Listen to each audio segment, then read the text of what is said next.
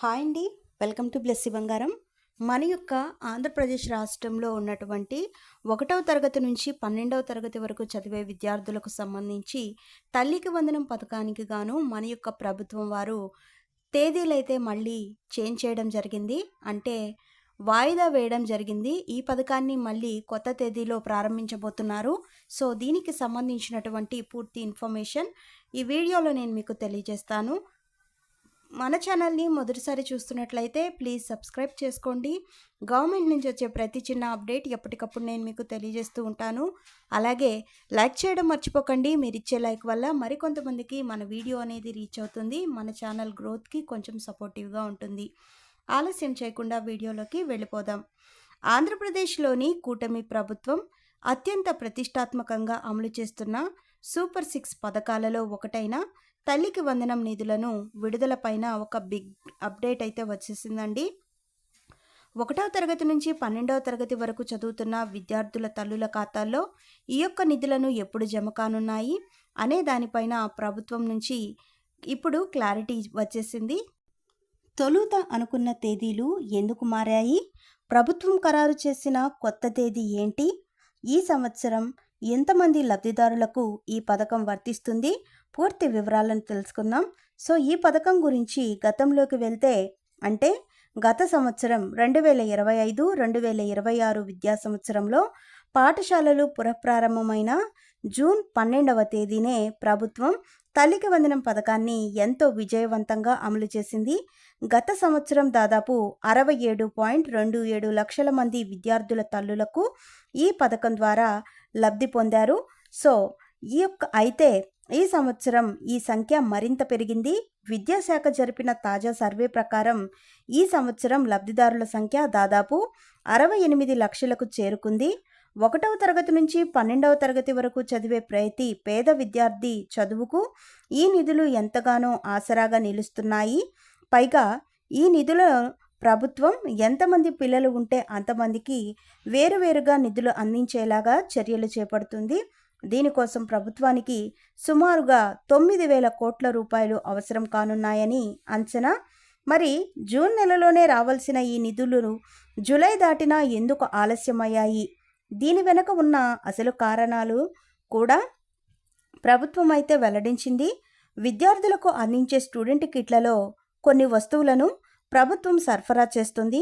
అయితే అంతర్జాతీయంగా జరుగుతున్న యుద్ధ వాతావరణం మరియు గ్లోబల్ సంక్షేమం కారణంగా ఈ కిట్ల తయారీకి సంబంధించిన ముడిసరుకు ధరలు విపరీతంగా పెరిగిపోయాయి. సో ఈ ధరల పెరుగుదల వల్ల కిట్ల తయారీకి పంపిణీ ప్రక్రియలో కొంత ఆలస్యం జరిగింది. దాంతోపాటు విద్యాశాఖ లబ్ధిదారులు పూర్తి వివరాలను అవసరమైన నిధుల వేదికను సిద్ధం చేయడానికి కొంత సమయం పట్టింది. అందుకే జూన్లో జరగవలసినటువంటి నిధుల జమ ప్రక్రియను కాస్త ముందుకు తీసుకురావడం జరిగింది. ఇప్పుడు అసలు విషయానికి వస్తే ఈ నిధులు ఎప్పుడు జమ కానున్నాయి? ప్రభుత్వం తొలుత ఈ నెల 16, 17, 18 తేదీలలో రాష్ట్ర వ్యాప్తంగా ప్రతిష్టాత్మకంగా నిర్వహించాలని తలపెట్టిన మెగా పేరెంట్ టీచర్ మీటింగ్స్ రోజునే లబ్ధిదారులైన విద్యార్థుల తల్లుల బ్యాంకు ఖాతాల్లో తల్లికి వందనం నిధులను నేరుగా జమ చేయాలని భావించింది. కానీ కొన్ని సాంకేతిక కారణాలు మరియు విద్యాశాఖ ఏర్పాట్ల దృష్ట్యా మెగా పేరెంట్ టీచర్ మీటింగ్ కాస్త వాయిదా పడ్డాయి. తాజాగా అందించిన సమాచారం ప్రకారం ఈ మెగా పేరెంట్ టీచర్ మీటింగ్ను ఈ నెల 22వ తేదీకి వాయిదా వేశారు. అయితే అదే రోజున అంటే జూలై 22వ తేదీన తల్లికి వందనం 2వ విడత నిధులను కూడా అధికారికంగా విడుదల చేసేందుకు ప్రభుత్వం సన్నాహాలు చేస్తుంది. ఇందుకు సంబంధించి ఆర్థిక శాఖ కూడా నిధుల విడుదలకు పూర్తి స్థాయిలో సమాయత్తం అవుతుంది. ఆంధ్రప్రదేశ్లో లక్షలాది మంది తల్లులు ఎదురు చూస్తున్న తల్లికి వందనం నిధుల జమ ఈ నెల 22వ తేదీన దాదాపు ఖరారైపోయినట్లు తెలుస్తోంది. సో దీనిపైన ప్రభుత్వం నుంచి మరికొన్ని రోజుల్లోనే అధికారిక ప్రకటన వెలువడనుంది. అలాగే అర్హుల జాబితాలు కూడా సిద్ధమవుతున్నట్లు తెలుస్తోంది. అతి త్వరలోనే పూర్తి జాబితాలను గ్రామ మరియు వార్డు సచివాలయంలో ఉంచుతారు. పాత విద్యార్థులకు అంటే తల్లికి వందనం మొదటి విడత తీసుకున్న వారికి ఆన్లైన్లో చెక్ చేసుకున్నట్లయితే ఎలిజిబుల్ అని చూపిస్తుంది. కొత్త విద్యార్థులకు జాబితా సిద్ధమవుతున్నట్లుగా సమాచారం. ఇకపోతే 75% హాజరు కలిగిన విద్యార్థులకు మాత్రమే ఈ పథకం వర్తిస్తుంది. ఇక మీరు మీ డాక్యుమెంట్స్ అన్నీ సరిగ్గా ఇచ్చారా లేదా చెక్ చేసుకోండి. అంటే ఈకేవైసీ చేసుకున్నారా, మీ యొక్క బ్యాంక్ అకౌంట్కి ఆధార్ ఎన్పిసిఐ లింక్ అనేది చేశారా, బ్యాంక్ అకౌంట్ వివరాలు ఇవన్నీ కూడా కరెక్ట్గా ఉంటేనే మీకు డీబీటీ విధానంలో ఖాతాలో నేరుగా డబ్బులు జమ అవుతాయి. లేదంటే మీరు ఇబ్బందులు పడే అవకాశం ఉన్నట్లు తెలుస్తుంది.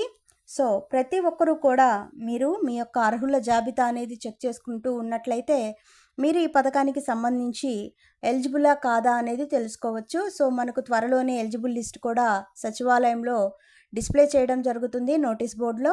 సో ఫ్రెండ్స్, చూసారు కదా, ఇదండి మనకు వచ్చినటువంటి లేటెస్ట్ అప్డేట్.